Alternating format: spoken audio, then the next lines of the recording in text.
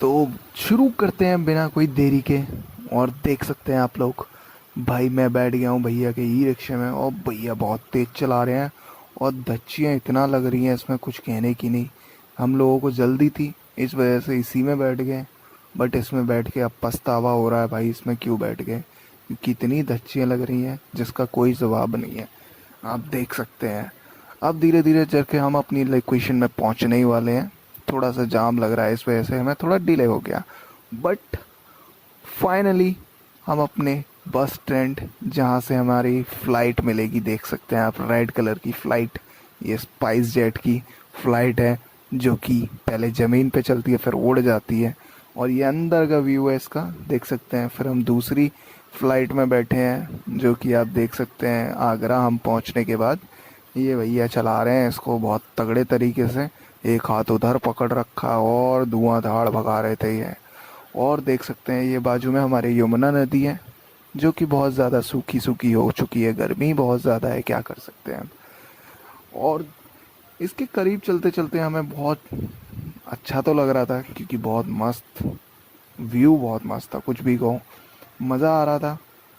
और ये देख सकते हैं बाजू में हमारा Taj Mahal, sorry sorry sir, Taj Mahal नहीं है, ये आगरा फोर्ट है, जो कि आपको दिख रहा होगा। मस्त दिख रहा है एकदम।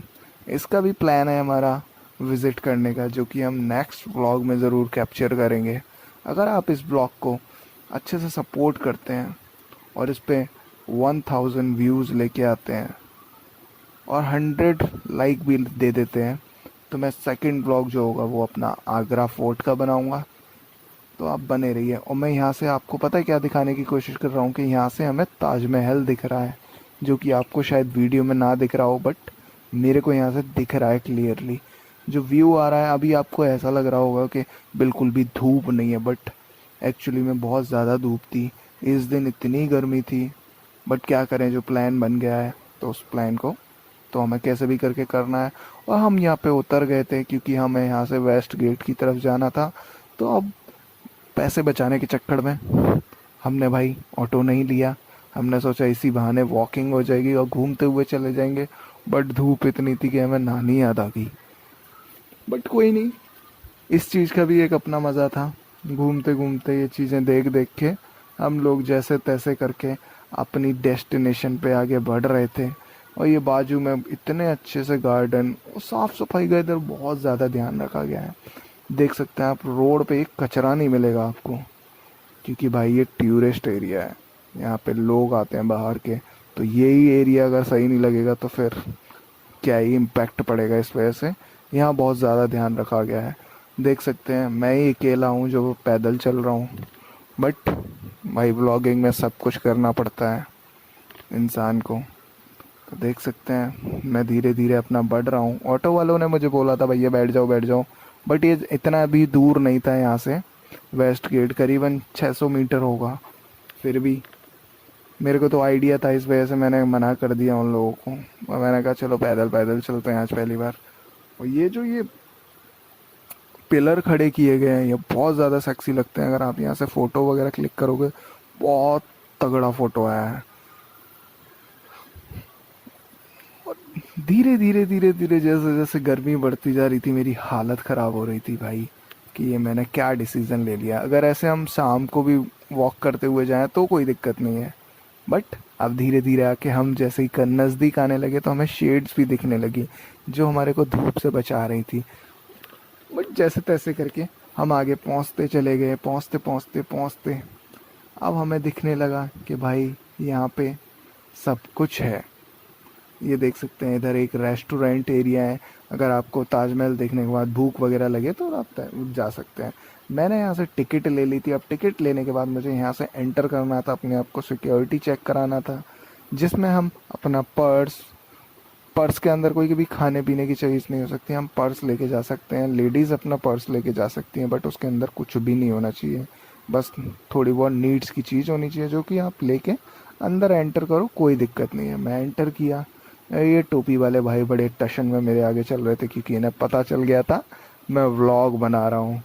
बट मैंने बोला भैया थोड़ा साइड हो जाओ, बट ये नहीं हटते हैं। फिर आखिरकार मैं ही आगे बढ़ जाता हूँ। मैंने कहा छोड़ो, क्लाउड्स को आप देख सकते हैं कितने प्यारे लग रहे हैं। और ये जो व्यू आ रहा है यहीं से, अभी मेरी भाई रूह कांप रही थी कि भाई क्या ही व्यू है, क्योंकि मेरा वो फर्स्ट टाइम था जो मैं ताजमहल को देखूंगा।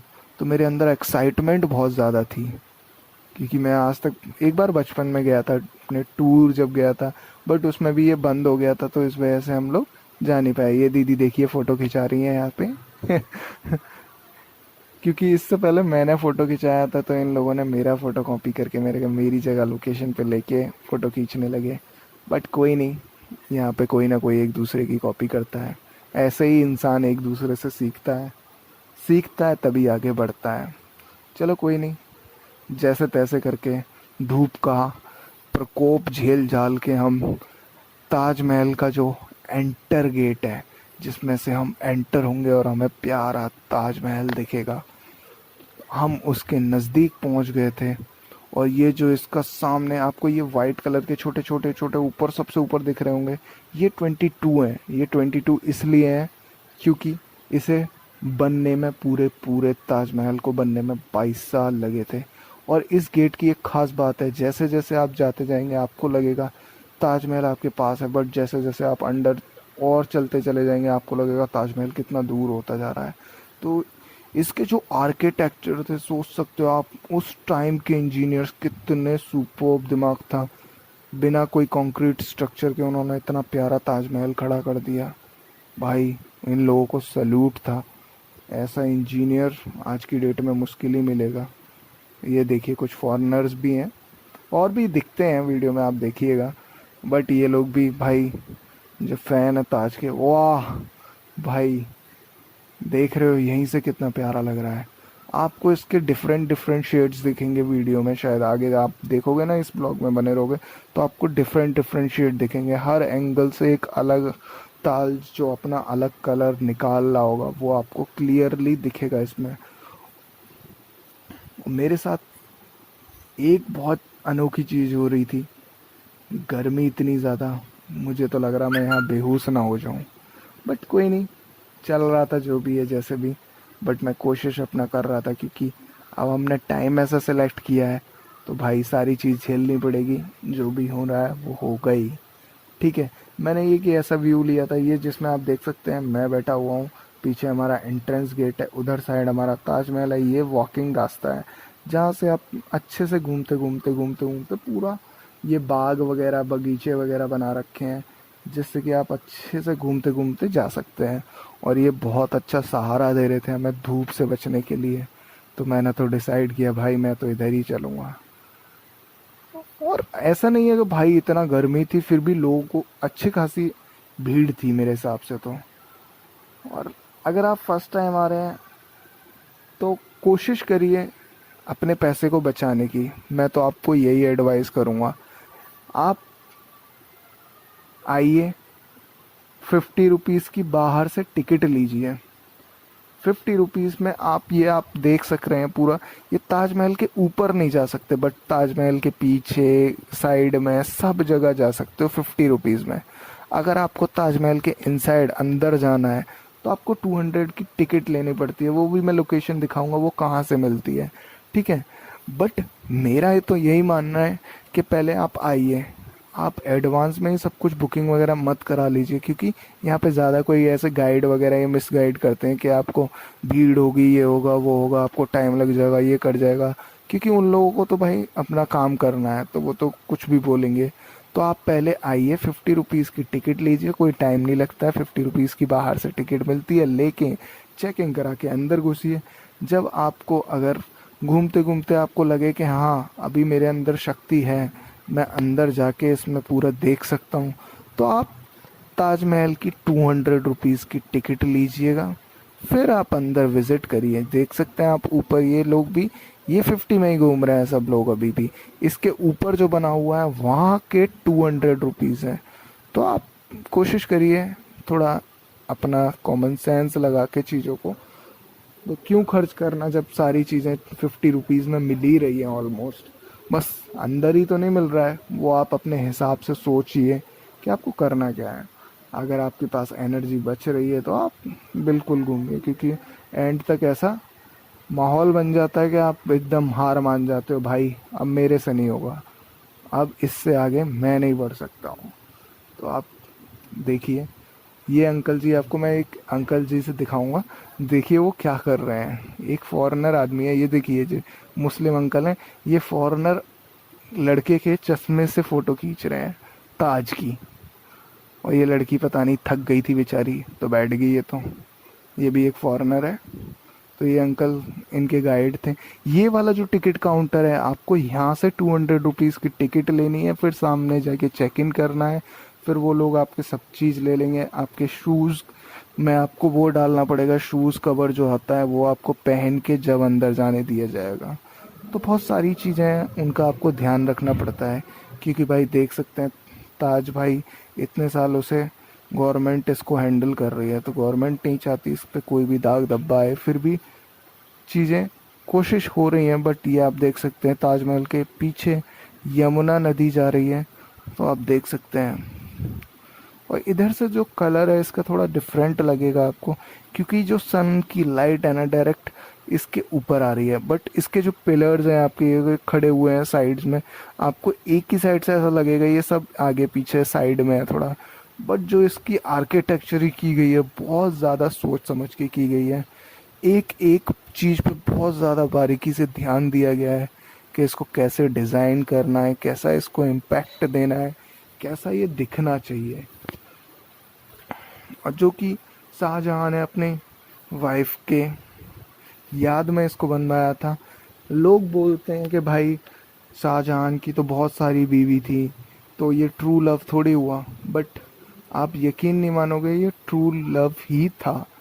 ऐसा मैं ये क्यों बोल रहा हूँ, क्योंकि जो उसकी वाइफ थी, भाई पहले के टाइम पे तो शादी सबको ज़्यादा ही करनी होती थी तो करनी ही पड़ती थी, या ऐसा कोई वो नहीं था तो कर लेते थे। बट उनका जो अटैचमेंट था, वो जिसके लव जो एक होता है ना, कनेक्शन जो होता है, वो उन्हीं के साथ था।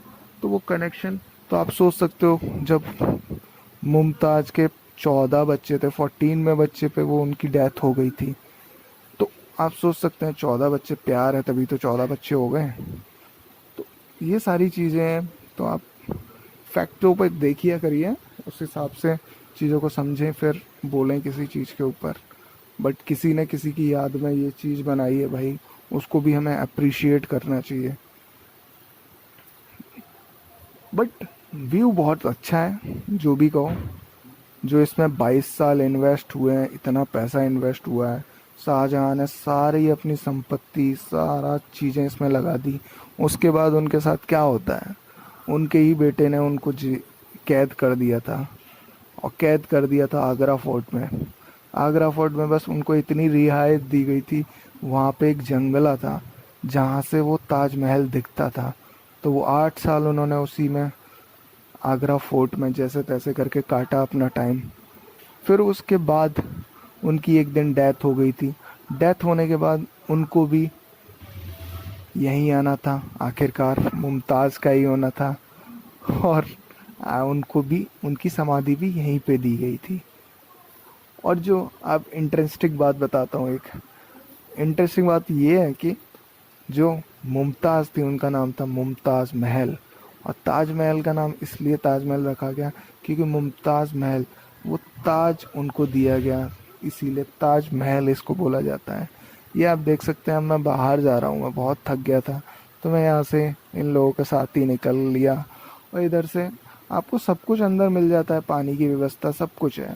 तो आप टेंशन फ्री होके आइए, कोई दिक्कत नहीं है, घूमिए, एंजॉय करिए, अपना टाइम स्पेंड कीजिए, फैमिली को लेके आइए, अपने दोस्तों को लेके आए, आप घूमें अच्छे से, चीज़ों को एक्सप्लोर करना चाहिए। ये देखिए मैं दिख गया हूँ आपको, मैं अब थोड़ा सा ऐठ में चल रहा हूँ, तो आप ऐठ को इग्नोर कीजिएगा।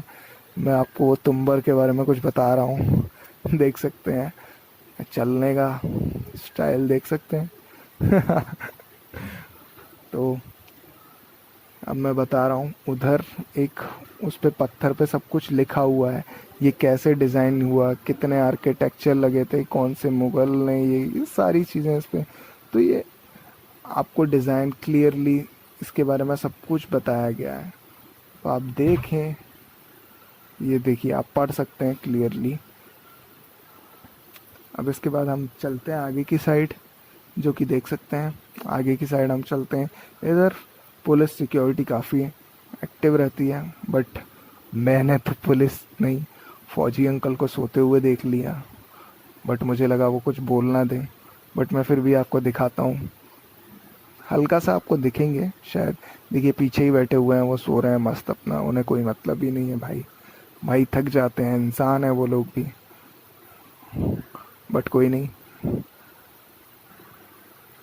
ये देखिए सो रहे हैं ना, वीडियो में बोला था ना मैंने। और देखिए, और ये बंदरों की तरह मैं कूदते हुए जा रहा हूँ, और ये क्या कर रहा हूँ मेरे को खुद नहीं पता। शायद एक्साइटमेंट में ऐसा हो जाता होगा, कुछ कह नहीं सकते भाई। पता नहीं क्या बताने की कोशिश कर रहा हूँ, बट जो भी कर रहा हूँ पागलपना ही कर रहा हूँ। आप भी हंस सकते हैं, कोई दिक्कत नहीं है। कमेंट ज़रूर करके बताना कि आपको कैसी लगी ये वीडियो, और बताना कि आप लोग भी कब गए थे, कौन से ईयर में गए थे, जिससे कि हम चीज़ों को कनेक्ट कर पाएँ। बेस्ट पार्ट अपना भी बताना कि आप जब गए आपने वहाँ क्या बेस्ट चीज़ नोटिस करी, जो कि हम आपका कमेंट नेक्स्ट वीडियो में ज़रूर लगाएंगे। अगर आपका इंटरेस्टिंग कमेंट हुआ तो कमेंट ज़रूर करें, और हमें सब्सक्राइब करें, लाइक करें। और ये देख सकते हैं यहाँ बहुत ज़्यादा ठंडा था, पता नहीं ऐसा क्या था भाई, एसी फेल था यहाँ पे। ये बाहर का एंट्रेंस गेट है, जहाँ पे आपको मैप वगैरह सब कुछ मिल जाएगा कि आपको किधर से जाना है, क्या है, सारी लोकेशन आपको इसमें डिस्क। अब जैसे तैसे करके हम बाहर निकल आए हैं अपनी गर्मी से बचे बचाते। तो अब जो हम जा रहे हैं वो जा रहे हैं यहाँ पे, इसमें पास में एक मार्केट लगता है जिसका नाम है ताज मार्केट। तो देखते हैं, इसको भी देख ही लेते हैं। जब यहाँ तक आए हैं तो सारी चीज़ों को घूम के ही निकलने में ज़्यादा बढ़िया है। इधर ऐसा बोला जाता है कि काफ़ी अफोर्डेबल में सारी चीज़ें मिलती हैं।